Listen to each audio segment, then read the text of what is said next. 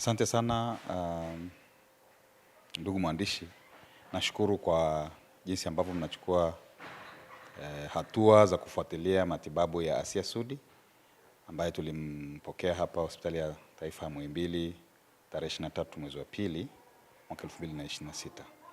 Na tulimpokea akiwa katika hali ya hofu na mashaka juu ya ugonjwa wake, lakini tunamshukuru Mungu kwamba kutokana na hatua ambazo tumezichukua zinazotokana na maendeleo mazuri na uwekezaji mzuri wa hospitali yetu ya taifa ya Muhimbili pamoja na taifa kwa ujumla, umemfanyia matibabu Asia Sudi na amekuwa katika hali ambayo walao tumeweza kubaini tatizo ambalo lilikuwa linamsumbua.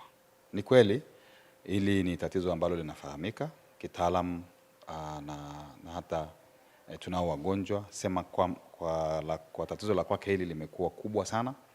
Hili ni tatizo linalojulikana kwa jina la hemangioma au ni uharibifu wa mishipa ya fahamu, mishipa ya damu ambayo inasaidia kupeleka damu katika maeneo tofauti tofauti ya mwili. Sasa katika mwili wa Asia ni katika maeneo ya uso ndipo ambapo amepata tatizo hili. Ile mishipa inakuwa inaharibika tangu anapokuwa kiumbo kwenye tumbo la mama yake, na inasababisha ile mishipa kupanuka na kutengeneza damu, mkusanyiko wa damu katika maeneo ambayo haitakiwi. Kwa hivyo tatizo hili linatibiwa kwa phase au kwa taratibu kwa kutumia dawa, na baada ya hapo inafuatiwa na operation. So kwa hatua ambazo tumezichukua juu ya Asia ni kwamba tulibaini kwamba pia ana upungufu wa damu. Baada ya kufanya vile vipimo ambavyo nilisema mwanzo ya kwamba tunaweza kufanya vipimo vya damu ambavyo tunaita full blood picture pamoja na electrolyte. Kwa hiyo tulibaini kwamba damu yake iko kidogo kutokana na kwamba alikuwa amekaa katika mazingira ambayo hatumii vile vyakula vya kuongeza damu na vile vyakula ambavyo zile dawa ambazo zinaweza zikamsaidia kuongeza damu.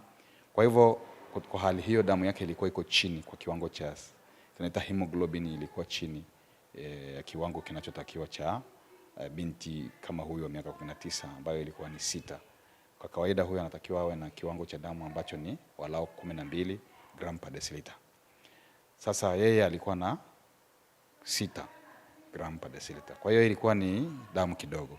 Kwa hiyo ni jambo moja ambalo tulilibaini. Jambo la pili tulisema tutafanya kipimo kinaitwa CT scan angio. Na hichi kipimo tumekifanya na baada ya muda tukagundua pia ugonjwa huu ni ugonjwa wa mishipa, ndio sema mishipa ya damu imedhurika kutoka tangu amezaliwa tumboni mwa mama yake, na ikasababisha mkusanyiko wa damu katika maeneo ambayo hayapaswi. Kwa hivyo tukakusudia kupanga mikakati na jopo lilikaa jopo la madaktari wa kutoka maeneo tofauti tofauti wa operesheni pamoja na upande wa kinywa na meno wamekaa na kuona kwamba matibabu ya huu ugonjwa utaenda kwa kidogo kidogo kwa muda wa takriban miaka 2 na zaidi, kwa kuchoma sindano ambayo inasaidia kufanya ile mishipa ya damu iweze kujifunga na kukaa kama inavyotakiwa. Lakini pia mwishoni itahitajika vile kufanya upasuaji ambao utaondoa zile sehemu ambazo zinakuwa zimeathirika, na kutokana na hali hiyo imegundulika kwamba matibabu ya Asia yatachukua muda mrefu.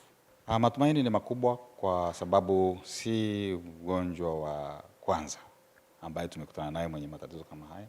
Wapo wagonjwa ambao tumekutana nao, wengine wamekwisha kutibiwa na kurudi nyumbani wakiwa wazima kabisa. Kwa hivyo tunaamini ya kwamba kutokana na uwekezaji uliopo wa taifa letu na nchi kwa ujumla na hospitali, ugonjwa huu unaweza ukatibika na Asia akarudi katika hali ambayo walao inaweza kumsaidia kuishi maisha yake ya kawaida kabisa. Kiri tu ya kwamba kutokana na kwamba hili tatizo limekuja kugundulika kwa kuchelewa, angekuwa alibainika na hili tatizo mapema akiwa na umri mdogo, kidogo matibabu yanakuaga rahisi. Lakini kwa sababu ilikuwa imeshachelewa, imeshaathiri sehemu kubwa ya mishipa, na kwa sababu hiyo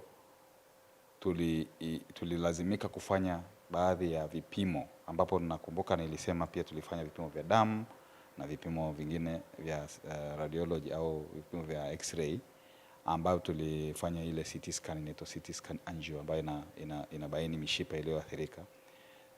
Baada ya hapo tuliona kwamba kutokana na hali yake ya damu kuwa ndogo, tusingeweza kumwanzishia matibabu haraka haraka, kwa sababu yanahitaji hii sindano ambayo tunamchoma, ya hizo dawa zinazozichoma huwa inahitaji kufanyika theater. Kwa hiyo anahitajika kwa katika hali ambayo ni madhubuti kuweza kustahimili dawa za usingizi pamoja na operation au hiyo sindano yenyewe. Kwa hivyo imechukua muda mrefu kidogo kusubiri kufanya hayo matibabu, kwa sababu ya hayo mapungufu tuliyokuta ya damu. Alafu cha pili tulipofanya, kwa sababu jana ndio tumemfanyia hicho tumemchoma hiyo dawa jana tarehe 11 mwezi wa 3 mwaka 2026. Tumefanya baada ya kuona kwamba ile damu yake imepanda ikafika kiwango cha 12 gram per deciliter.